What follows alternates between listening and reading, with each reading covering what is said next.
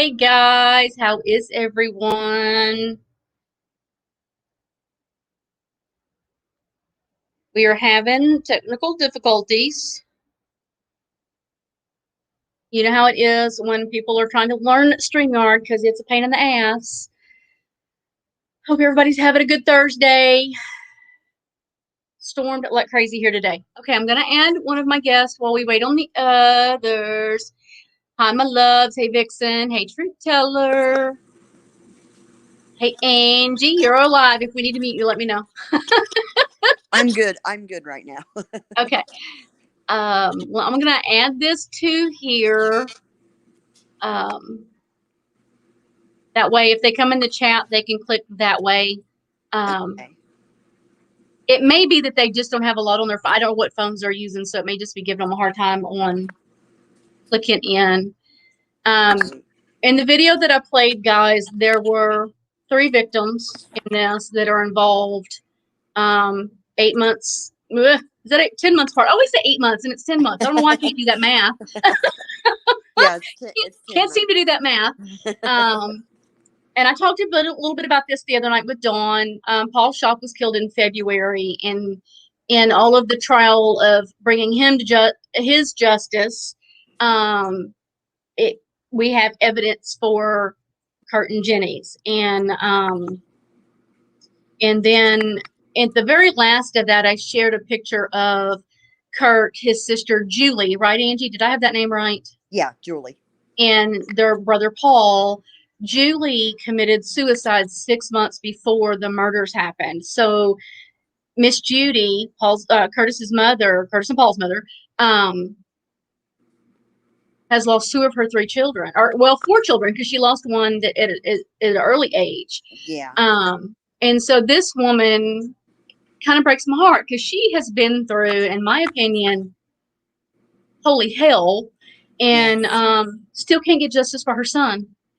And, and I don't know, a lot of people know when you deal with somebody that's died from suicide, that's already very troubling and heartbreaking for the families to understand. And then you have a murder that happens and cops are picking their noses and digging in their ass and not doing shit. Yeah. And that's just kind of the conclusion I've come to with it lately. That's about the only way you can describe it, really. Sue Ann is having a really hard time with her internet. I know. I'm trying to tell them just to go in the. Yeah, they'll just go into that YouTube link. They'll come onto the YouTube thing, and I'll put the link back in there. Hi, Nikki. And so the other night, as I was talking, in December, Paul and Lord, I'm gonna get these names all confused. There's a lot of names. There's just too many names, and even doing the research, it was like, wait, whose name was what now?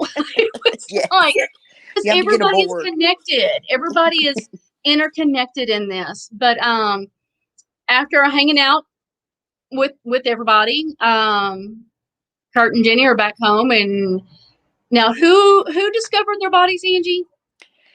That was Jenny's father. Okay. He found them. I believe it was maybe 1:30, 2 o'clock in the afternoon on December 9th, and Jenny's mother made the 911 call, but her father found them. They lived right next door to each other, so maybe 50 to 100 yards, apart. So, wow. When I guess when they noticed Jenny, they weren't stirring around, they went over and, the dad went over and found them. So I've got a little bit of a cold, so excuse me if I. That's okay. I was doing that the other night. Still having a lot of sinus issues. Yes. No. And so, as far as we know in this investigation, there's no incident reports, which I was telling her about that the other night, which makes no freaking sense. No, I just got that email. When was it? Yesterday? And you sent that to me, and I'll read it to everybody. I'm gonna read this to everybody because this, if that's okay with you. Yeah, that's fine. It's public record, I'm pretty sure anyway, so. So she gets this email from the sheriff's office, and it says the sheriff's office is in the process of searching for the reports based on the names furnished by Miss Montgomery. This involves first searching through card files and then physically going through the boxes in storage. They are trying to do this as quickly as they can. In regards to the initial report of the homicide on Hopper Road, it appears that there is not an actual incident report that was generated. One of the deputies that was involved in the sheriff's office old cold case unit, Major Alan Smith, reviewed the entire case for us and found no incident report. It appears that when the call came in, the detectives came out immediately and started the investigation. There would not have been an incident report of the type that a patrol deputy would generate if he were the first on the scene. This case started with the investigation itself. If you have any questions, please contact me, Rob Junk, prosecuting attorney. When the sheriff's office is prosecuting attorney's office. Yeah, can I say something about this? Please do. Please. I know for a fact, a proven fact that I can prove, that a road deputy was there first. Okay. Because I know him. So basically the 911 call goes in and he's already out in the area, you think? And he goes by there? The 911 call came in. He was actually clear on the other side of our county, opposite of where Kurt and Jenny lived. But he made it there first before investigators. So as far as that email saying that investigators were there first, that's a fib. Does he remember doing an incident report? Yes, he does. Okay. So lie number one. I don't know why I don't know what they're trying to do. I know that when this certain deputy showed up, he was there for a little while. And then actually the sheriff at the time, his wife was one of the investigators, and her son, which was the sheriff's stepson, he was an investigator. They came shortly after. I think he said 25 minutes maybe. So that's a crock of crap. I know there was a road deputy there. I got in touch with this dude. I asked him, can you tell me everything? And he told me some things I won't, I won't jeopardize the case and tell. Right. Yeah. Don't share that. But I know what they are trying to say. It didn't happen like that. I know the investigators weren't the first people there. So, and I haven't hit the state back with that yet. I haven't told them, hey, I know this is a fib. I'm trying to collect my thoughts before I respond back, because I have asked them for these records since September of last year. And when the first time I asked for them, I went in person, asked for them, didn't get them. I would get, I would wait. She told me to wait a week because everything's in boxes in the basement. And I said, okay, cool, I can wait. I've waited this long. Well, and then we also had reader's trial, and so we were kind of holding off there too. Right. So thinking that they would actually do what they said they were going to do. Right. So I went through September, October, November. I called in October. I called in November. Then I went a different route, and I thought, okay, I'm just going to do it like a formal request. Sent it in the mail. I sent it in the mail on May 3rd, I think it was. Then on May 7th, I got a phone call from the sheriff's office, from the deputy clerk, and she told me that she couldn't give me any of these records. And I asked her why, and she said it's an open investigation. I said, okay, but I'm kind of asking for records that are before the actual murder, because I did that just to see if they would give up anything. Right. And yeah, because you can get the records on Paul Shoppe's murder. Right. It's a closed case. And she was like, I can't give you, her words were, I can't give you any records pertaining to any of the names that you had given us. And I said, not even records on Curtis, from like 1982. No, our legal counsel advised us not to give you these records. And I said, well, who's your legal counsel? And it's our prosecutor.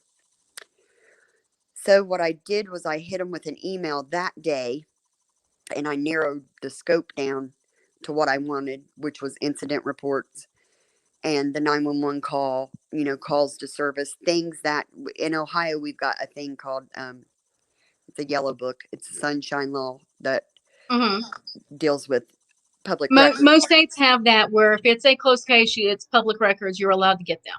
Right. So I had a little help from one of my buddies that has helped me tremendously. And I read what he had sent me, and I figured out, okay, he told me they can't deny you the incident report or the 911 call. It doesn't matter if it's open or not. So I narrowed it down to that. Okay, they can give me this. And that was in May, and I'm still fighting for these things. I asked you in September of last year. Now you're sending emails. I went ahead and filed a complaint through the state against them for this. And we're kind of like getting ready to go into a mediation phase where we're kind of going back and forth. But now they're still saying we got to look in the card index. At first they said everything's by name, not address. So I sent them a big list of names. Okay, you want to play that ball game? Here, do this. And now they're saying they got to look. It's going to take a little while. It's been almost a year. So, and now you're telling me bullshit. It's just something's not right. And so I'm trying to remember with Reader, wasn't there 17 felony charges? Originally? I know he had 18. 18. I think there were 17 felonies and one misdemeanor, wasn't it? Yeah, or was it all 8? I think there was a misdemeanor thrown in there. Yeah. But I think there were 17 felonies and one misdemeanor, and he pleaded to 3 of them, wasn't it? To 5 of them. 5 of them. And he got how many years? He got 3 years in prison. Slap on the wrist. Yeah, and he had a big one. He had a big felony, which was there were several, I want to say 3 or 4 of them that were first degree felonies. Yes, ma'am. Yes, and then the rest were second and third degree felonies. I mean, he was looking at a good 40, 50 years if he was sentenced for all of them. So the 3 years shocks me. And then the fact that we're not looking into cases like this one where there's allegations of drugs and drug sales being involved in it. So why are we not looking into that a little bit more, unless the county is terrified there's going to be a lawsuit? Right. This case has got so many twists and turns in it, and it gets so, for all your viewers out there, it gets so confusing sometimes. It is confusing. I mean, it took me forever because some of them had the same name, so you have to go back and go, hold on. And then you informed me about a month or so ago that one of the witnesses who said that the oldest brother, James, was involved, was actually now has a baby with him. And I'm like, oh my God, I can't. It was like, what? No wonder she wouldn't return my emails. Yeah, she's got a baby with James and Corey, which were brothers. So she's got a baby with both. I think she's got 2. Don't quote me on this. I know she's got 2 with one brother and 3 with the other brother. Holy shit. Yeah. And okay, so we have one brother that is allegedly involved in the murder, according to witness statements by Corey, the other brother, and the girlfriend Eden, who has babies with both brothers. Yes. And both of them put the older brother James and Eric Horn at the scene and coming back and disposing of evidence. So it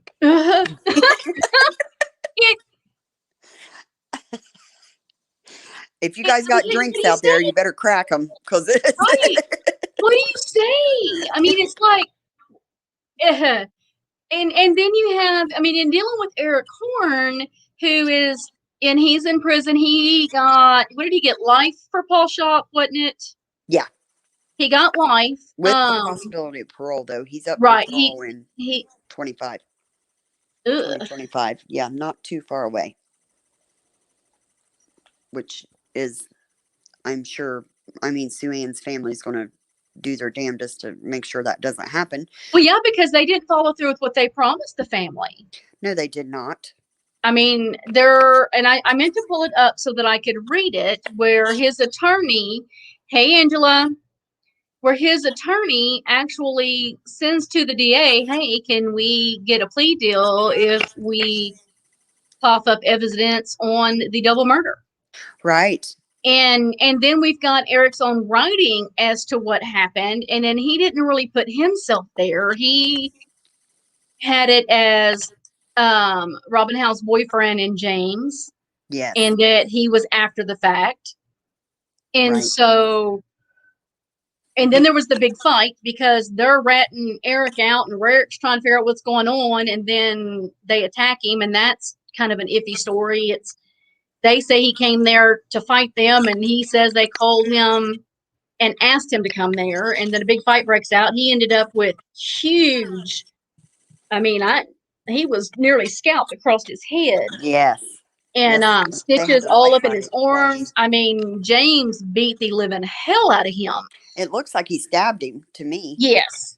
And they say it was an ashtray, but I'm like, that looks No. way more serious than a smack with an ashtray up the head. And James didn't get charged with that. And see, that's what I don't understand, because at that time, Eric was pushing James to fess up to it, because according to Eric, James had told him what happened and that he was scared and didn't know what to do. And he had told him, dude, you need to go to the police. I'll go with you. Right. And this is Eric's words. And that he would help him, and Eric's doing something really stupid and driving me crazy. And then they called him and said, hey, you need to come to the house, come alone. And then they beat the crap out of him because he's threatening to go tell on them. But he was actually offering James an out. Right. And then in everybody else's story, it was James and Eric. Yes. The reason I am leaning towards James and Eric in it is because of all the other rumors and the fact that allegedly Eric was the hitman kind of thing for the family. Yeah. And, roughing people up for money. And I mean, that's how Paul was killed. Paul Shoppe was killed, and I mean, Sue was really wanting to come and talk on that. I know. I wish she could get on. She's so maybe good I at can this. get it in video. We can video interview and get it all out and put it out here. Maybe that'll be easier. Right. But she had told me that from what the family understood, he was wearing a wire that night. And they found out that he was trying to turn on them. Yes. And that when the murder happened, that within seconds of the shooting, there's a cop on scene that just happened to be Reader. Yeah, that was Reader's. It was Reader's brother, Brian. Oh yeah. And he was so. I did actually get my hands on that incident report. And I read it, and I got some of. I think I might have sent them to you. I got some of Eric Horn's phone records. Yes. Paula Horn had sent me some of that. If you notice, he called. Eric called Paul. I think it was like at 12:43 p.m. Mm-hmm. Don't quote me, but it's around that time. Yeah. And then I think Paul was found by Sheriff Reader's brother in between like 1:10. It was just within minutes. Yes. And in that report, it does. You probably read it, where it states that they made him do the gun residue test on his hands. Yes. Because he rolled up so fast on it, which would make you, come to. Yeah, they took his weapons and did Yes. the gun residue testing and pulled him away and interrogated him early on, like immediately. Right. The DCI did, yes. Which kind of made me go, why? Now, according to Paula Horn, there were two people, and I probably have that in an email somewhere, on the hill having sex that seen the murder happen. They heard the gunshots, and when they looked, there were two people. Yes. With That's weapons. what Paula said. Now, and she told me, here's their names. They will talk to you. I contacted them, and they will not talk to me. And everybody, she told me, hey, this person will talk to you. And I'm like, have you talked to them? Do they know I'm coming? Because everybody she would send me to would not talk to me. And she'd always tell me, oh, yes, I've talked to them. They know your name. They know you're coming, da, da, da, da, da. And then nothing. The one cop that was retired, Scotty. Yeah.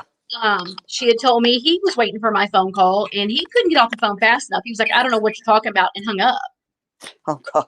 Of course. And I'm just like, okay. Well, and I told her, I was like, can you quit sending me people that you tell me want to talk to me? Because they don't want to talk to me.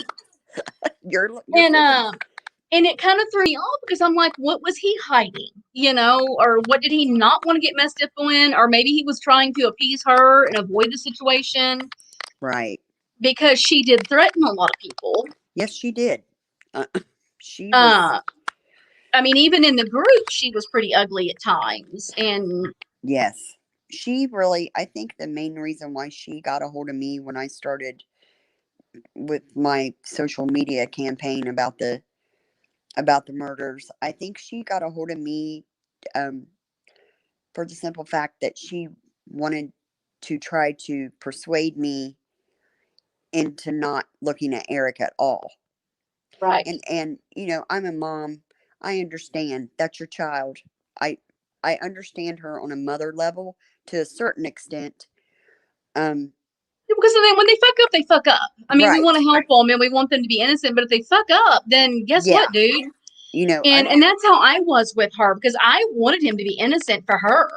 Right. When first talking to her. Now, after I started getting reports and reading reports and watching her, and I'm like, this woman's mean. Yes, she was a mean. She was a mean lady. I mean, she gave me, and she would have these police reports, and there was the one report that had the wiretapping information on there, where the girl had a wiretap trying to trap Eric. The cops had wired her up, and she was like, that's a false statement. And I'm like, well, how's that a false statement? She's like, there was no wire. And I'm like, well, how do you know there was no wire? She was also on the wire too. I bet you she didn't tell you that. Yes. And she kept telling me there was never any wires, that didn't happen. And I'm like, but how do you know there was no wires? Because you didn't have the wire, somebody else had it. Right. And then when all said and done, and when we first released the podcast, I mean, she blew my phone up. Man. And she was livid with me. And then she threatened to sue me. And I'm like, I don't know what you think you're going to sue me for, because I'm reading off of police documents and what they're saying in those police documents. You can't, I mean, your son's already in jail for murder. It's not going to stick, woman. Right. And that's public record. Anybody can go get copies of those. And I was like, so, I mean, and I told her, I said, bring it. Yeah. Because everything you've just done is intimidation. Oh, and if you don't think that ain't going to bite you in the ass, you ain't messed with a Texan yet. Cause right. It's coming. And I finally just told her, if you contact me again, I'm filing a harassment lawsuit on you. And so she finally left me alone. And then, and I hated to hear her passing, because, I mean, that is all Eric had. Yes. And, he's in prison. He's not a good dude. Maybe he's learned. Maybe he's in there and he's changing life. I don't know. It happens. I haven't talked to him. I've never talked to him because one of our other partners had reached out to him and he wanted news. And I'm like, Of course he did. Of course he did. I was like, we have one of those. I talked to him on the phone one time, and it was through a mutual friend that had talked to Paula, and Eric had called their phone, and I had just happened to be with them, and he was like, here, it's Eric Horn, and just threw me the phone, and I'm like, what the hell, blindsided. And I just said hello, and he was like, "Hey, how are you?" And I said, "Well, nice to meet you, kinda, or whatever." And he was like, "Yeah, you too." And out of all the times I've laid in bed at night and thought, what, I would say this if I could talk to him, and I would say that. The first freaking thing that came out of my mouth was, "Did you kill my cousin?" Oh, That's it. Just like word vomit, just flew out. And he said, "No, I didn't, but I know who did." And I said, "Then tell me." "Well, I don't want to tell you on the phone. It's recorded." I said, "Then I'll come and see you and we'll talk about it, or I'll write you a letter or whatever." And he was like, "Get a hold of my mom. She'll give you all the info." And I did. And she gave me the info. I wrote him one letter. And in between that time that I had written him the letter, me and Paula had a falling out. So wow. he never Well, and contacted me. part of his story fits, or all of it fits. I mean, but so does him being there with James. And Right. so, and that's what I said when Dawn and I did the show. It was like it could have gone either way. In all honesty, it could be either story. Right. Right. And my issue is that why have we not at least charged James? Why didn't anybody? This is my big thing that I want to, one of my big things that I want to get out into the world is when Eric was charged with Paul's murder in February, or not charged, I'm sorry, when he was looked at for Paul's murder in February, it was, I read all the reports, so I put two and two together. Okay, they found Paul. They went and talked to Paul's roommate. The roommate, drops the hint, "Hey, I think maybe Eric Horn had something to do with this." That very next day, they had search warrants. They took Eric's truck. They took his cars. They took his clothes. They took his shoes. They took his weapons. Okay, now you fast forward to December. This happens with Curtis and Jenny. And mind you, Eric's still under the microscope for Paul Shoppe, when this Right. happens. He's not been charged with anything, but they're still trying to build a case against him, basically. And, someone drops his name in this double. They didn't go get a search warrant. Right. Why did they not? Why, with all of the statements that they had, why was there nothing done? And, this dude's you already got him in your sights, Yeah. you already And think his name's again? yes. And then So, they didn't do shit. And I mean, that's what that's makes got me red mad. flags all over it. All Right. over it. If you did it the first time and you're already watching this dude, and Right. now he's in, you know you could place him at least at the last place Curtis was seen alive. This dude is here, the same dude you're looking at for killing someone else, and you're not going to go question. They didn't even Being that the question him. last place that Curtis was at and seen alive should have been searched. In Right. most cases, they do that. In most cases, they're bringing people in, they're investigating, they're taking gun residue, Right. they're doing all of those things to check off the list. And I mean, literally, they did nothing. No. No. Uh, They didn't even Nothing. question him. I've got emails from his mother that told me, well, they didn't even, I don't know why they're trying to pin that on him. They didn't even question him. And then I've got emails from Robin Howes, one of the main players, which just passed away, by the way. Her talking about how they didn't they didn't ask Eric things. And I'm thinking, what the crap? Why wouldn't you? That would be the first person I would, as soon as I went snooping around and said, "Hey, who was here that night that Curtis left?" You Eric would have Horn? wanted we wanted a list of everybody that was there, Right. so that you could go off of that list and talk to every single person Yes. there. And Uh, then I'm sorry. no, go Then ahead. you're looking at the list and you're like, "Oh, well, here's the dude that we're building a case against." He's wanted in another murder. Let's check him out for this. I mean, But they don't. I'm, they didn't do anything. No. And And I mean, what does that make you think? you've had some run-ins, and I don't know if you want to talk about them with because I mean it's a very small area. Everybody knows everybody. Yeah. With Charlie Reeder. Yeah, me and Charlie have a history that goes back years, and we used to be really good friends. He was a family friend, his whole family and my family, because this is a real tight knit community. You know, like you said, everybody knows everybody. But Charlie, um, we, every time I speak my mind about Charlie on social media, everybody says, "Oh, he must have arrested you." No, that's not why. It's I always everybody's thing. Yeah, go check my record. Have I been in trouble when I was younger? Yeah, but Charlie sure the hell didn't arrest me.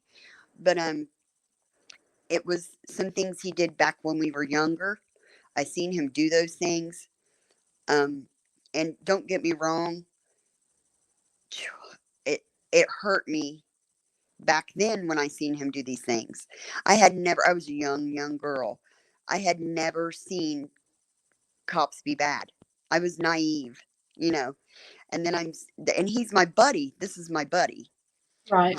And I seen him doing these things, and then somebody had went to authorities about him doing them, and then the authorities were coming to my work like, "Hey, we know you've seen things that Charlie did. You need to tell us this stuff." And I was like, I wouldn't say a word. I wouldn't tell them anything.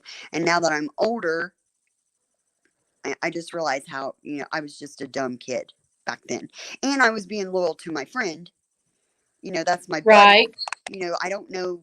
I knew he had some troubles and he would borrow money off of all of us and stuff, but you never really asked, "Hey, why are you borrowing $100 off of me?" Just, "Hey, he would say, 'Hey, I need money. Can I bum some money?'" Well, sure. So this gambling thing that he tried to blame on the Rodin massacre, that's a bunch of bullshit. He was doing that shit way before any of that happened. But long story short, we've got a rocky past. Some things that happened with one of his friends that was also one of my friends. Just and it breaks my So in heart other because words, with his history from a very young age, he really should have been investigated a little bit more to not even be sheriff. right. Right. And it wasn't like the whole town didn't know, back in the late 90s, early 2000s, that he was doing that shit. The whole town knew about it. He never got charged with anything, miraculously, it didn't make it to the attorney general's office for him to get, formally investigated. But everybody knew what he did. He went around and broke into pop machines and shit and stole the money. And yeah, and what was really creepy was I was working at a drive-through at the time, and one of the cops came through and he was like, "Hey, Ange." I said, "Yeah." He goes, "If you have somebody come in and bring a shit ton of quarters, call us because somebody's breaking into the pop machines." And then it hit me because I had seen something that Charlie did, and I was like, "Holy shit." Wow. That was him doing it. But Wow. I mean, that was in the past. He can't get in trouble for that now. And Right. we all make Yeah, that was mistakes. petty theft. That would have been Right. 30 days in jail or something. It would have Right. been. And we all do things. I've done things that I wish I hadn't done, and I know Charlie. I know the Charlie before he was a cop, and that's somebody that he would have given you the shirt off his back. A lot of people have different opinions of him when he was younger. There were certain people he liked and certain people he didn't like. He liked my family. He was good to my family, and before, but it was like he got that badge and Power hungry. he just turned into a different person. So I wanted to put up on a banner down here real quick. Being that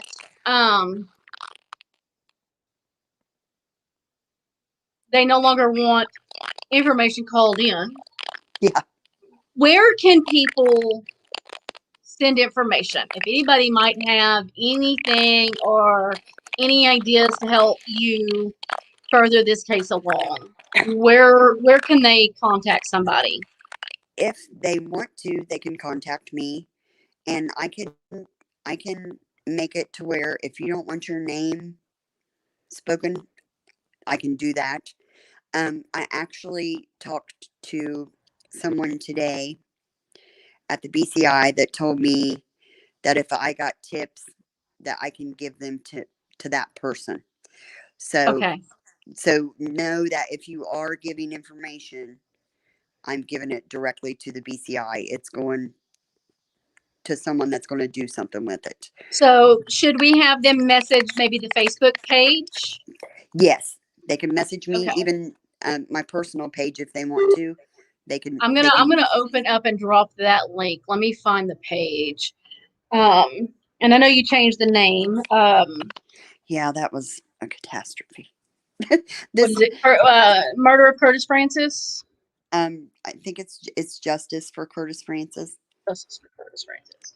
I'm so confused now that you've had to change everything. Yeah, that was heartbreaking too, but that was a whole shebang. That threw me in a depression for about a week because it's always been justice for Kurt and Jenny. But I gotta, some of the family, Jenny had a huge family. She's got multiple siblings. And you've got, Beth that was trying to get on.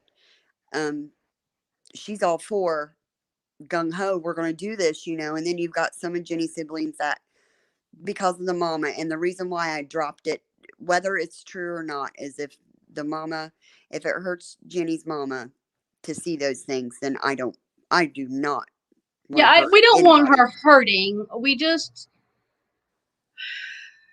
want information, and we Right, want to be able to get her justice too. And right. And if we get, we get justice for Curtis, we're going to get justice for her too.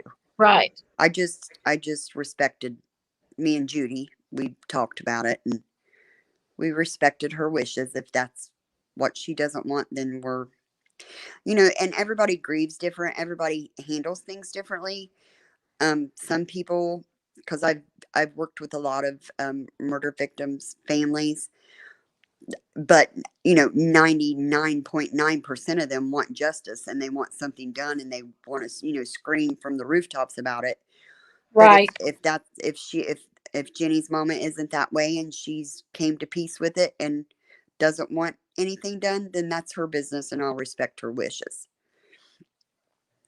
But boy, did it break my heart. I think it got a lot of us. I mean, it just. Well, and then it makes you question, like, okay, I've never seen a family do this before. I've never seen it. I've Like, what's going on? um, I can see the billboard. I I'm gonna put it understand here. where we were trying to do the billboard. If you don't want to see your child's face up there, I understand that.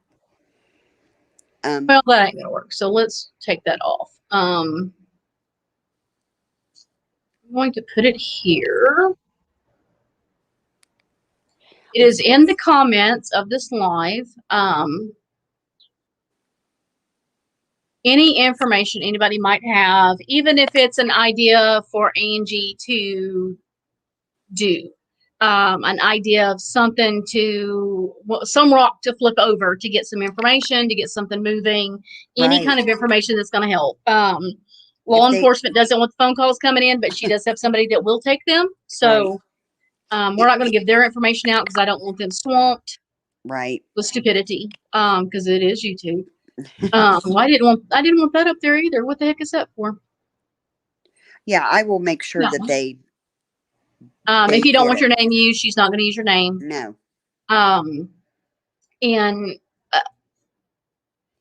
Jennifer's family, her mother is having a really hard time. Angie had money donated to do a banner in town on a billboard to try and get more faces looking at this, more eyeballs. And the family asked her not to. They don't want Jenny's picture where Mama can see it. And I understand that, but then I have questions. Yeah. We do know that there are some allegations that Jennifer's dad was involved in some of the drugs that went out of the house property. Right. We do know that there is a phone number that was used a lot that was in Texas, and it was in an area that her brother and her dad lived at one point. Yes. And it And was on Eric Horn's it was on cell Eric phone. Horn's phone, her cell phone records. And so I tried to find that number, but it's an older number, and so it's really difficult to do. Yes. So if there are any techies watching, anybody out there that's super, super techie, that can help us find an old phone number and who it belonged to, message me. Please, please. This phone number is about to drive me and Angie crazy. This case has become my little baby. I mean, it was my very first solo case, and I thought it would be easy. I thought I could copy Jody Barr's shit and just talk about it and be done. And then I got to dig in and was like, oh my God, Jody even missed stuff, Yeah. And he overturned a lot of stuff. And then and then Angie and I talk, at least once a month, her and I chit chat about stuff, or she'll send me new stuff or whatever. And then, the family has started talking more, and the scene was disturbed. There were things disturbed when everybody got there. My biggest issue with this case is I do not understand the pictures inside the damn well of the guns and charred clothing, and we don't have that evidence because they ruined it. Yeah, that's the biggest, if for anybody that doesn't know about the case. Yeah, the evidence in the statements before it was ever even found, in the statements from Eaton Canterbury, I probably shouldn't say her last name, but it's out there. Oh well, it's public record. The clothing was burned, and the guns and the clothing were dropped in the well. Well, then years later, in 2014, I want to say, 16. They discover some things going to this well, and it looks fishy down in there, and they call the cops. They put a plumber's camera, and voila. Hey, unpopular opinion, welcome, welcome. They see with the plumber's camera, they see two weapons. One is a rifle, lever action rifle, one's a pistol, and what looked to be charred clothing. And super smart people that they were, flushed it with fucking water to try and float the guns up. Yeah. Still don't understand that. That still makes me just want to bang my head against the wall. A fire truck, a fire hose. That's a good idea. Full blast fire hose. That was the sheriff's idea. It makes no sense. The sheriff that's in prison, by the way, that was his idea. Yeah, Sheriff Reader's idea. Let's flush him up instead of out. Is what he was trying to do. The pictures were shown to. I think this is where I have this. They were shown to Paul and Judy, right? Yes. Or was it the friend and Judy? It was Paul and Judy. They both seen them, and some of Jenny's family. So they have seen the pictures. Now, they didn't give them the pictures. I wish they had the pictures, because then we would really have something to fight with. Right. And so they know. Now that's being denied. And then I wonder if she minds if, she wanted to say it. Yes, about she called the plumbing company and asked questions. Yes. Beth is Jenny's sister. Yes. And she was coming to join us tonight, and she doesn't ever get on any of this. And so she was having hell, and so was Sue Ann, which was Paul Shoppe's aunt. Yes. What I'll probably do is see if they want a video so they can share what they want to share, and then I'll put it up. Yeah. That way they can still get their story out there. Yes. She was asked me if it was okay to come on, and I said, I want Jenny's voice heard too. Right. And she's one of the ones willing to speak. So come on. Right. So we'll find out how to get it on here. But she said, there's something I'd like to make known to the public if there's a podcast done. The plumbing company, the technician that did the camera scope on the well with those guns in it, she's called them several times, and they wouldn't and couldn't even answer a simple yes or no question about the well. They informed me that they had a verbal agreement with the sheriff at the time to not discuss it with anyone. I also have my conversations recorded. The new sheriff confirmed very recently that they are not giving the plumbing company permission to discuss anything, and that any of the information about the well should not have been leaked to the family. And we also have this recording. This 14 and a half years later, and they're still wanting to keep the secret. That shocked me, because she got a hold of the dude that actually legit ran the camera down the well. And he said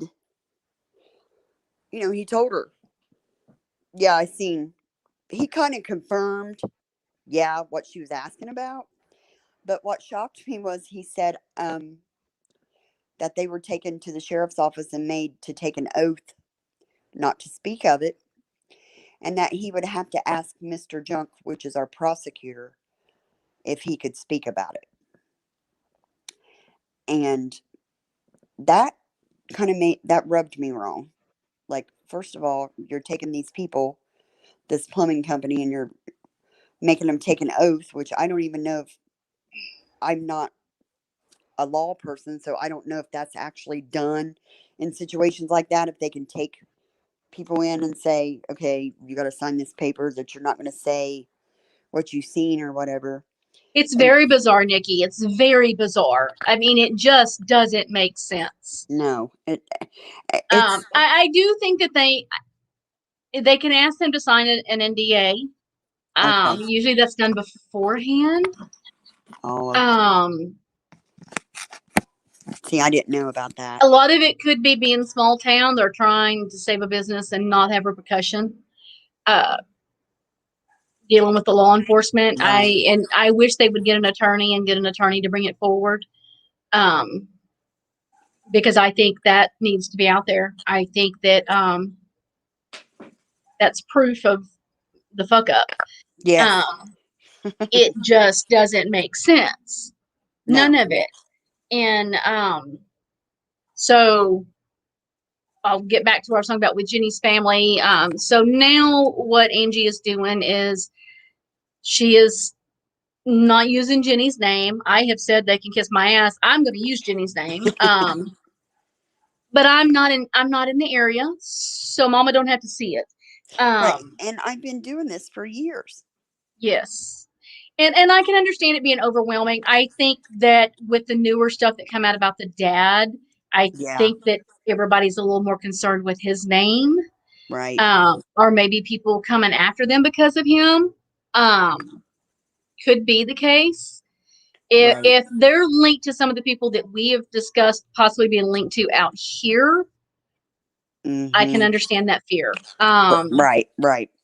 I don't have those connections anymore. The connection I had to that passed away a few years ago. But I wish I did, because I sure would use it. I have racked my brain trying to. I have paid money to get websites to try to get that damn phone number. Oh, you're no worries. You can always catch the replay. You're always welcome, no matter how late you are. Molly, get your blanket. The dog again. Somebody's got her blanket. The other night, somebody had her blanket. She was pissed and barking, and now she's barking again because somebody's in her blanket. God forbid. There's 3 blankets on the floor. Oh, Lord. That's my little special. She's elderly. She's 9, I think now. I think she's 9. But she's always been kind of a little mental. She's partially blind, been blind since birth. It was a hoarder situation. And she's got skin issues. She's had skin issues since day one. She spins in circles from her neurological issues. She just does circles and goes on about her business. And so she just has a little happy life and kind of, I don't think she's ever even had a whipping. I mean, she can TT on the floor. I'm just like, Molly, really? And I clean it up. Free pass. She gets a free pass. She's special. And that's her nickname, is Special. And we call her that, and she answers to it. She's like, oh, yep, it's me. That's sweet. She's a mess. But she's always barking. I'll do something, you hear her barking, yep, in the background. Little nutcase. But pretty much where we are with this case, guys, is nowhere about where they were on day one. Yes. In 2006. I mean, we're at 15 years coming up, right? 15 years? Yep, be 15 years in December. December will be 15 years. I'm slowing my math today. Good God. I haven't been able to add all day. So insane.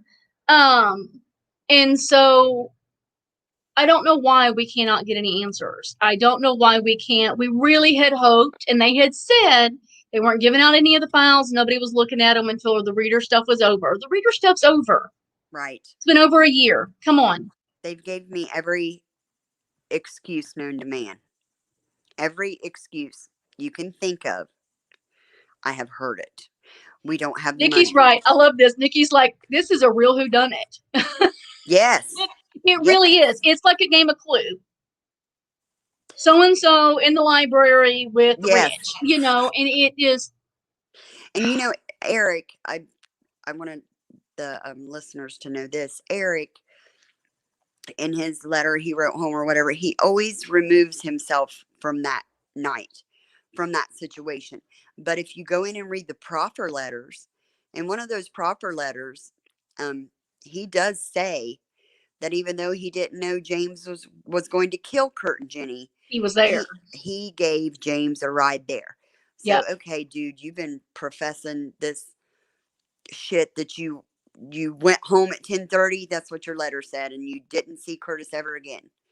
But yet now when your balls are on the line in this other homicide, you're saying, well, I gave dude a ride. Okay, here's my deal with all of this. Every time I talk to the prosecutor, he says, Angie, and I understand how this stuff works. You basically only get one shot at getting these people, and you don't want to screw it up, and I understand that. I get told we just don't have enough evidence to take it to a grand jury. You had statement after statement. Right. And then here's the pisser for me. You're telling me that you just don't have enough evidence to take it to grand jury. But you told Paul Shoppe's family You did. that you were going to turn around and nail him for that double homicide. That's the only reason they agreed to the plea agreement. Right. That's was why because they were promised. That's what they were. Yeah, that's what I was really, because she really has a lot of that info. I'm going to get we're going to all do a Zoom if I have to, and we'll record it and I'll put it out because I want her and Beth to say their side of some of this and the different things they've seen. And Sue has a ton of information. She gave me so much information, and that was when I realized you couldn't do this case without doing Paul's case. Yeah, you got to intertwine. They have to be. There's no way. There's just no way, and and thankfully they got some justice, but then they were still denied because they didn't do what they told them they would do. They took them in a room and told them, we're doing this plea, death penalties off the table for the Shoppe case, but we're going to turn around and get him with this double, which that'll be automatic. Right. They didn't want to overdo the penalties because then he's got, Right. So, okay, you're saying you're looking at this family, and that's the whole reason why they agreed to try. That's what chokes me up. Ooh, so I get emotional. They did that to try to help my family. They agreed to that. Sure, okay, you don't want to do this, but you're going to turn around and get him for Kurt and Jenny, then that's what we'll do. That was a big deal to them. Mm-hmm. And then they didn't do shit. But you're telling them that you're going to charge him with this, but you're looking at me, 12 years later, and telling me you don't even have enough shit to take it to grand jury. Something's not adding up. Well, and one of the other statements was from Corey Howe, and he was in prison at the time, but he wasn't even asking for like extra outside time when he gave his statement. Right. Because some people kept saying, well, he was wanting less time or more yard time. I was like, no, he wanted nothing in order for his testimony. Right. And in his statement, it was his brother James and Eric. Yep. And that left and came back bloody with weapons, and the stuff was disposed. His statement and Eden's statement matched. Right. He was in jail at the time, and she wasn't. And the statements matched. Right. And his statement, he gave one, 2007, then he gave another one, 2008, then he gave another one, 2012. I think it was 2012, yeah. His has never changed. And when you lie about something, shit changes. And his... And I think he's in prison for a long time, isn't he? He gets out in 2024. Okay. And I couldn't remember how long he had. And then James got out last year or this year? Well, he's back in. He gets out in, yeah. He got I didn't know he went back. Yeah, he got put in last October, and he gets out in November.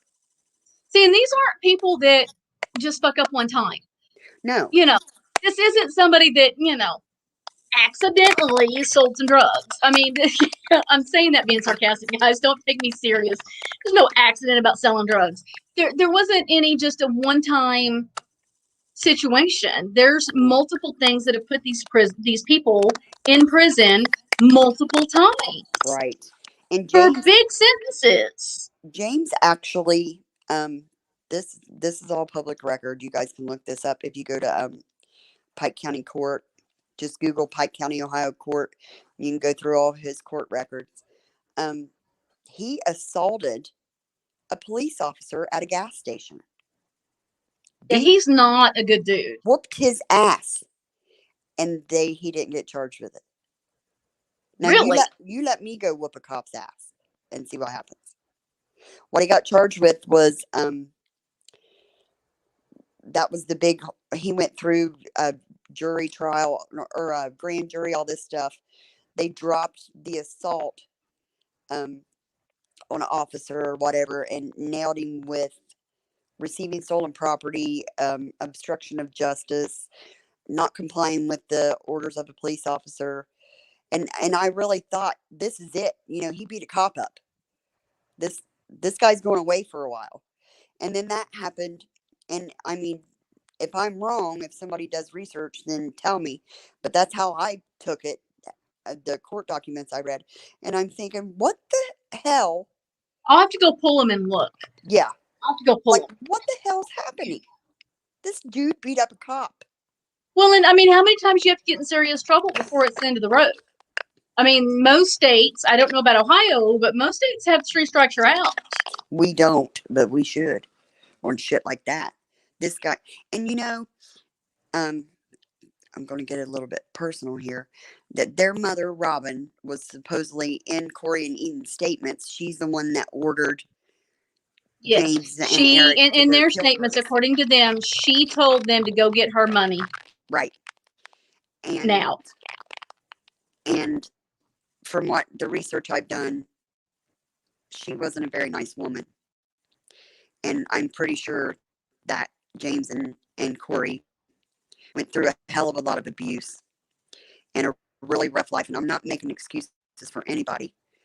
But, well, it's obvious they didn't have a normal childhood. No, these kids were. You don't end up like this. No. From the Brady Bunch. I mean, this wasn't a normal childhood. I think it was James. He got in trouble when he was 6 years old for stealing out of a store.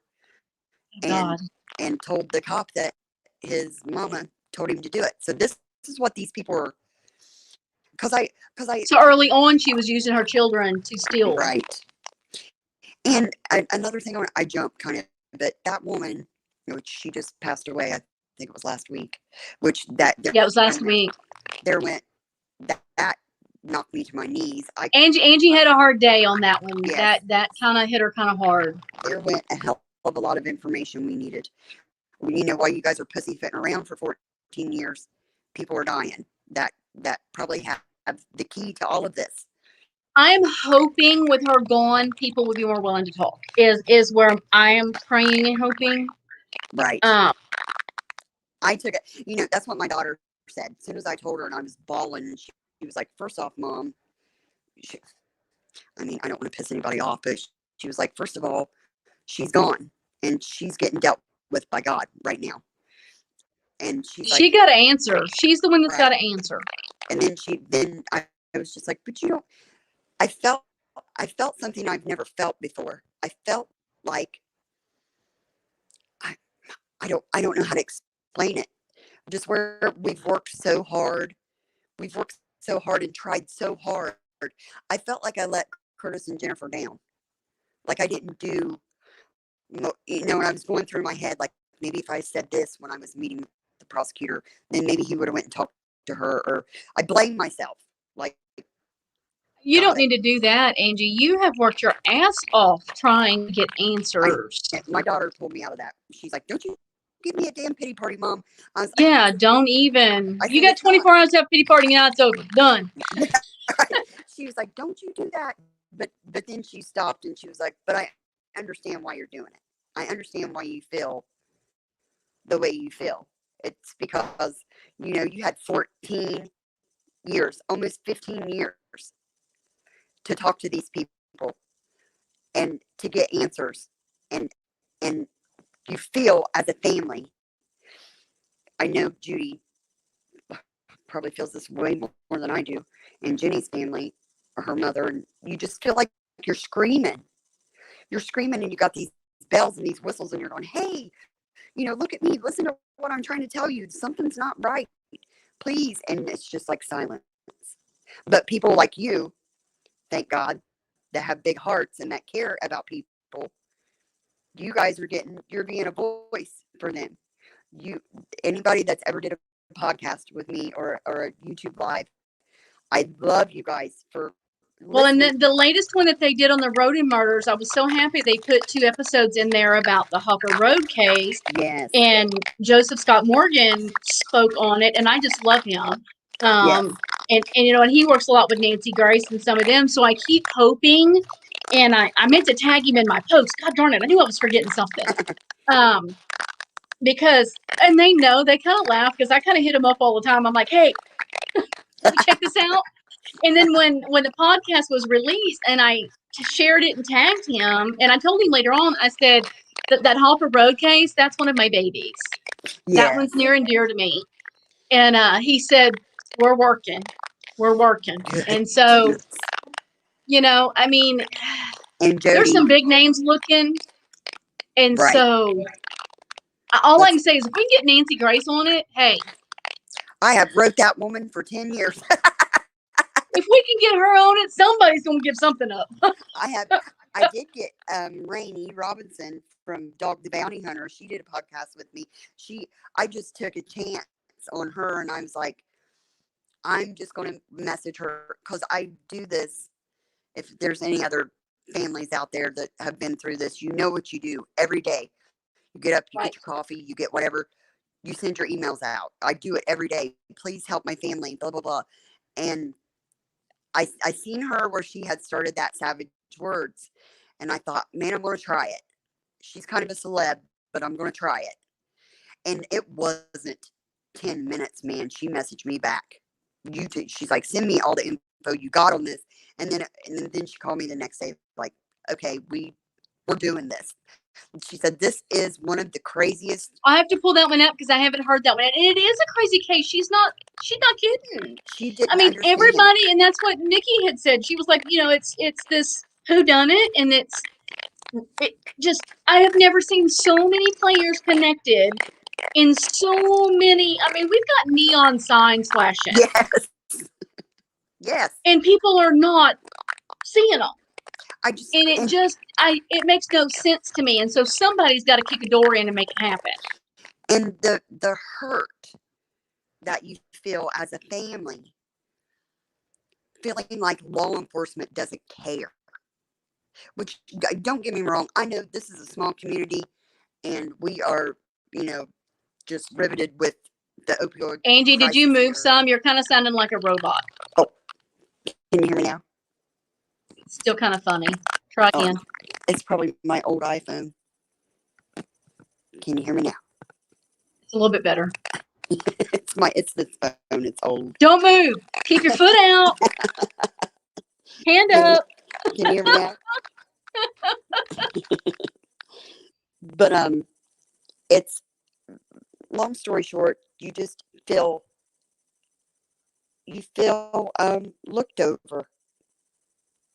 You don't feel.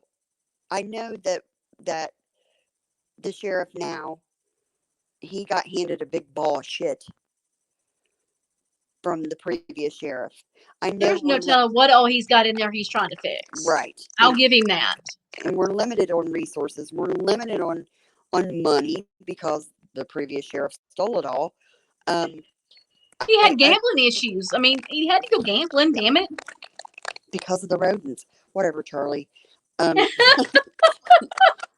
that poor rodent family's got enough stuff. Leave it alone. Right.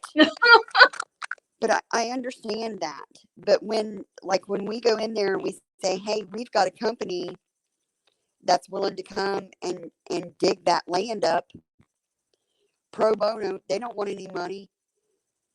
This is a well company that said they would come and help me.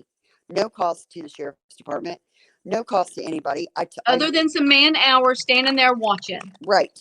And I'm in constant contact with the landowner of the well. He tells me, you guys do what you want, just put my dirt back. And I tell them this, and it's still no. What the hell are you hiding then?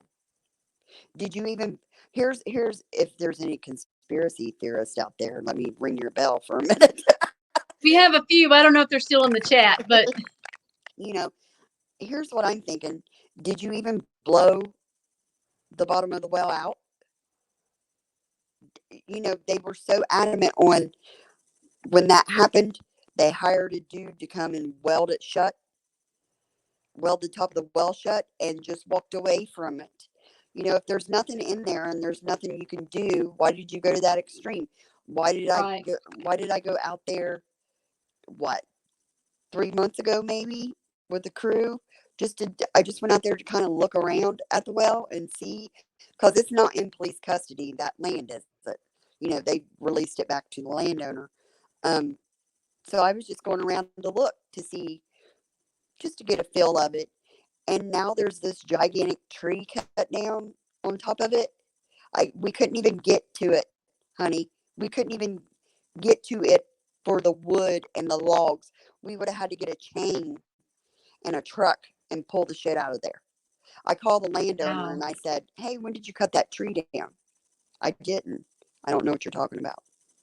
I said, what? And he was like, all I do when I rent that place out. Are you kidding me? No, ma'am. He said, I didn't cut that tree down. He said, when I rent that place out, all I do is they just bring him the money. He says he never goes out there. So someone cut the damn tree. Because if you watch Jody Barr's video that's on YouTube, you can see the tree. It's off to the left of the house. Big, huge tree. And then when we got down there and we're looking at these logs and stuff, I was like, where the hell did this come from? And I looked up and that tree was gone. So they went to the extreme, whoever it was, to cut that tree down and pile all that shit on top of it. And I'm pretty sure it wasn't James or Corey. And it sure the hell wasn't Eric. He's in prison. And it wasn't Mama How. Wasn't Mama. She's in a nursing home. Who does that leave? In your conspiracy brain? Like, somebody. There's too many what the fuck moments in this case. Yes. I swear to God, every time there's a new subject, it's a what the fuck moment. Yes. And it's not, that's not too far-fetched to think that. Don't be doing shady shit to make me think that stuff. You're telling me there's not enough evidence, but you're telling another family you're going to nail people. They're going to get this. Then you're doing everything in your power to hide shit. Right. And then you're talking to family members, prosecutors telling family members, well, I seen the pictures down in that well, and I didn't see any gun. When you turned around and told me different shit a year before that. And I know there's shit in that well. I know there is. Judy would not lie about that. Judy was able to identify one of Curtis's pistols that was taken the night of the murder. It's down inside that well. Because there were two weapons. There was a pistol and a 30-06 lever action rifle that were Curtis's. And they're missing. Right. There were some pills missing. Yes. And I believe a little bit of money. Right. Well, we don't know about the money. We just know Jenny's purse was taken that had medication in it. His pistol was taken. The rifle that is in the well, I do believe that came off of the house wall. I think I believe something I read was it was Curtis's gun, and he traded it or sold it to Kevin Prater. Yeah, Prater. What was his first name? Kevin. Yeah. Yeah, he sold it to him. So I mean, if that is the murder weapon, then I mean they were shot with Curtis's own. It was his gun. But then I want to throw this out there too. If you go with, some people say, well, they were robbed, and then I don't see that, because there was things. Curtis had like 20 guns in his closet. Oh, wow. Yeah. Country boy. He was a hunter, bud. He was a hunter. Um, Curtis's wallet. What are y'all barking at? Hey.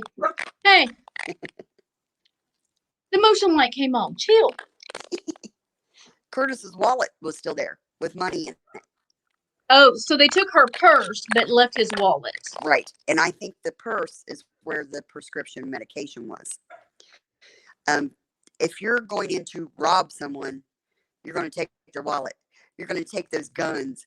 Her paycheck was on the counter. And this was almost 15 years ago, and back around here in this area, they didn't have the thing where you ran the check through or whatever. You could just go in and say, hey, at the store, and say, this is my check. Can I cash it? They wouldn't ask you for ID. They would just do it back then. So, her paycheck was laying there on the counter. That was not a robbery. And there was a deadbolt. There was no forced entry. There was a deadbolt on the door. She had to let them in. Somebody had to let them in that house.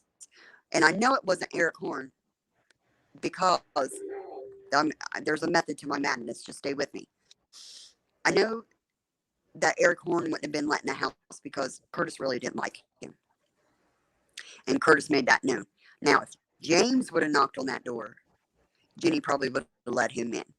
And then Eric came in with him. I think Jenny was asleep when she was shot? Absolutely not. Curtis was. Curtis was asleep. I think Jennifer was up. I don't think she was asleep. I think maybe she had just come home because she wasn't supposed to be there. Right. Maybe she come home and they were in the driveway, and she's like, well, come on in, I'll wake him up. Right. But, I mean, they obviously, if she wasn't in bed, which I don't think she was, I could be wrong, though, they had to have made her go in there, in the bedroom, because that's where she was found. She was hanging off the side of the bed. Curtis was just like he was asleep. And from what I was told, he didn't feel a thing. And then that makes me think, okay, if she was up and he was in bed and Curtis was a fighter, whoever went there, they knew if they weren't going, if it wasn't a hit and they were just going to go in there to try to rob him, they knew they better take a damn weapon, because he would have beat the brakes off of them. Right. Yeah, he's a good sized dude. Yeah. And he was a good sized dude. He did a little bit of boxing and stuff. And so they knew. My main point that I try to get across in everything that I say is that we feel like they are forgotten. I feel like that their case was shoved to the side for reasons I haven't figured it out yet, but I will figure it out. They were just shoved to the side. There was huge, incompetent moves on law enforcement. In my opinion, here's my opinion, and everybody knows I support law enforcement, 110%. I do too. I have very dear friends who are cops and retired cops, and they have my backing. I think this police department is trying to hide too much. I think that they are already under such scrutiny with other things that they're not sure they can handle much more, and so they're trying to hide it. Right. And at this point, I mean, I'll give them this much. They are probably trying to fix a lot of shit that he screwed up. Yes. So I'll give them that. It's highly possible that is what's going on, and maybe that's why they're like, hey, we can't handle the phone calls. Yeah. Most departments still take them. Yeah, especially in a double homicide, they'll take them. Right. So that's kind of odd, but I mean, I can kind of understand it, but it's odd. It You really, would think the FBI or the CBI would be stepping, or what do y'all have, OBI, whatever it's called out there. BCI. You think that they would be stepping in and saying, direct those calls for cold cases here or Right. something. It's I don't know. I am not going to quit speaking of it. And when this does get to go to trial, I'm going to be there with you. And then we're going to go have drinks afterwards and celebrate. Because it's going to trial one way or another. This is going to go. I'm not giving up. I'll talk about it every time I turn around just to have people listen to it. Right. And I do want to give a shout out to Jody Barr. He did amazing. And he's in touch with our family. He's a very, very good-hearted person. I'll in the description, I will link his video in my description for everybody later to go watch. He did an amazing interview, and he tried. He is such a good guy. Such a good guy. He wants justice just as much as our families do. He's really, and anytime he goes, like he did the Piketon Massacre podcast, and he always speaks on Kurt and Jenny. He does very good, and I'm hope that's probably why he got them talking about it. Yes. And that's good. Yes. And I had somebody tell me, well, aren't you gonna get mad if other people cover this case? No, I want everybody talking about this case. Yes. Because if everybody talks about this case, then somebody listens. If any of your listeners or your chatters out there, they've never seen his video and they're kind of in the dark about this, after they watch it, there's going to be so many questions, and just, encourage them. They can get a hold of me on Facebook, on my personal page. You got questions, or if you've got a theory, I like, fresh eyes on things. You get a hold of me, and I get hundreds of messages a day of people saying, hey, well, this is what I think happened. And I write it down. Because you never know, or someone has said something, messaged me and said, hey, I watched that video and I noticed this, and they've noticed something that I didn't notice before. Or somebody might watch this and hear something you said. So just. And I talked to Stephen David Lampley, and I use him a lot too, which he's big time. And he tells me, because, we've talked about the little Kathy Jones case, which is a 54-year-old case. Another thing, math has not been my subject today, y'all. I cannot do math today. But he's like, I'm not going to stop until somebody listens. He says, because somebody out there, I don't care if they saw a red sweater in a blue sedan, or a white truck went this way, or he said any little detail from that night could be what we need to blow it open. Right. And it's any little thing. It could be the way somebody wore their hair, somebody walking in different directions, anything. You never know. A lot of times we'll think that something isn't good enough information, but we don't know that until we give it. Right. It's all. And so I encourage everybody, if you can't find that link, I'll make sure it's in the description, or you can always leave a message on the page or message me. My email is in the about section, and I will connect you with Angie. My dogs are now going to bark. Let's do this for Jen and Kurt, and get them some justice. My heart kind of goes to Miss Judy, and I want her to have some answers. She has lost a lot. She is the toughest woman I have ever. Cooper. She has went through so much, and she went through a little phase too where I don't want to say she gave up, but you just kind of lose hope. Lost hope, yeah. And I've been talking to her more, and she's been working with me a lot more, because she doesn't like to do podcasts and stuff. And I said, hey, I'll be your mouthpiece. I'll do this. She's got a fire under her ass now, and I'm gonna start crying. If anybody on the planet deserves this, it's her. That woman has been through hell. And Curtis's father, Kurt, and Julie and Paul, and Jeff, that she lost a child that was 8 in a drowning accident too. Their father actually died in the Pike County jail. God. Um, I did not know that. In their custody. See, that's even been kind of twisted around too, which they did. Paul. So another layer. Yeah, he died supposedly of a suicide while he was in their custody because, you know, cops don't take your belt before you go into a cell. He had his Anybody belt. I've ever heard go to jail, they take your shoelaces. Oh, they take so I'm shoelaces. pretty sure they take your belt. They'll take your shoelaces. They'll take your belt. Back in my day, I went to jail when I was younger. They take everything off of you, your earrings, everything. And for some reason, they didn't take, his name's Paul too. We called him Paul B.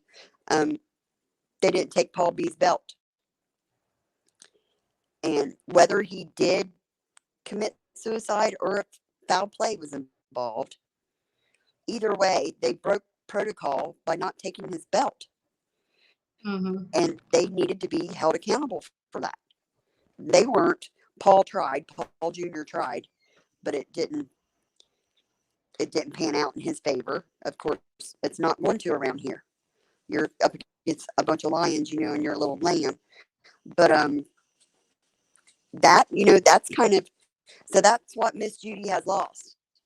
Her husband and 3 out of 4 of 3 her children. Mm-hmm. And then she remarried to a wonderful man, and he just passed away. Oh, man. She's had a lot of more loss than any one woman should have to deal with. Yes. I don't, to be honest with you, I don't even know how she's standing. She's a fighter. She's a fighter. Yes. And now she's got this fire under her ass, and I see a little spark in her eye that makes me. Well, keep her healthy, keep her away from people. Right. COVID is about to take its toll on my nerves right now. I know. We've got, I lost a friend yesterday. I've got one fighting for his life in Utah. They flew him from Texas to Utah.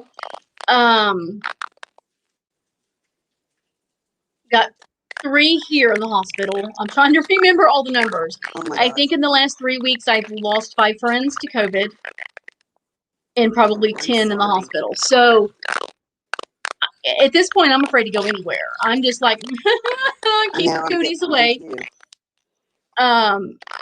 It's my nerves are shot, so keep her safe. Yes. Keep her away from the cooties. Yes. She's just a wonderful lady. She's got a beautiful soul. And well, I want to meet her, so we have to get this solved. All the tragedy she's been through, she is still one of the most positive people I've ever met in my life too. And then when I get done sitting with her and talking with her, and she walks off, in my head I'm thinking, Angie, don't ever complain about anything, because look at that woman, and she's still got a smile on her face, and she helps everybody around her, and she's a damn good woman. That's about all I can say about her. She's a good lady. Everybody should have a Judy in their life. I agree. I can't wait to meet her. I'm just saying. Sweetheart.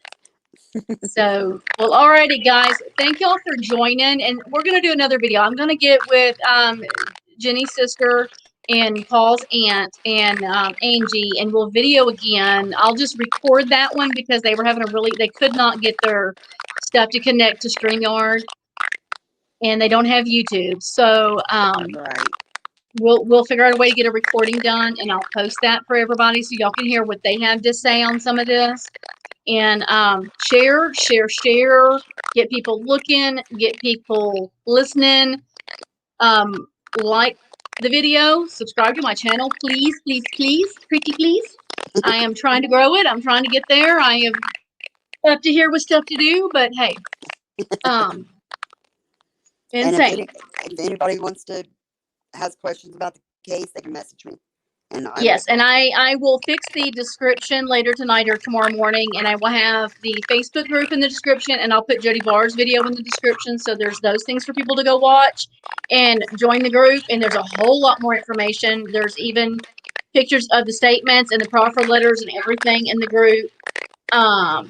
There's tons of information, but anything anybody can think of, let us know. And if anybody knows how to figure out who owned a cell phone in 2006, let us know. Yes, Or please. maybe it was a landline. I don't know if it was a landline or a cell phone, but They can figure out who owned it 14 years ago. we want to figure out who had that number. Yes. I think that's key. So, Yes. all right. Thank you so much, Angie, for joining me. And Well, thank I you. love you, girl. Me. I love you, girl. We're gonna keep fighting this one. Thank you. So, all right, guys, y'all have a good night and stay safe. Thank you, guys.